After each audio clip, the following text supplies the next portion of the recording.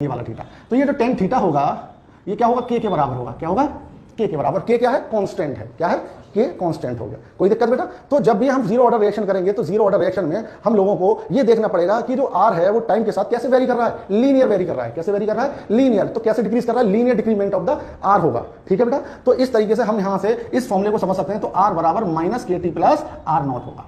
कोई दिक्कत बेटा? बता दो। अब किसी ने बोला आपसे कि ठीक है आप एक बताइए, आपको ग्राफ दे दिया, फॉर एग्जांपल ये आपको ग्राफ दे दिया, ये आर है ये टी है, उसने बोला यहाँ कुछ कंसंट्रेशन था।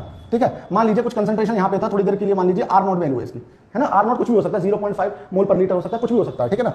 अब मान लीजिए इसने टी बराबर 5 सेकंड बाद इसने देखा कि इसका यूनिट जो है, मतलब इसका डिक्रीमेंट कितना हो गया, इसका कंसंट्रेशन इतना आ गया, निकल के आगे नहीं आ गया। अगले 10 सेकंड में कितना आएगा, ये ऊपर ले जाइए, उतना ही डिक्रीज करेगा। अगले 5 सेकंड में कितना करेगा, उतना ही डिक्रीज करेगा। मतलब जीरो ऑर्डर रिएक्शन में इक्वल इंटरवल ऑफ टाइम पे वो क्या करेगा, उतना ही डिक्रीमेंट करेगा। समझ में आया?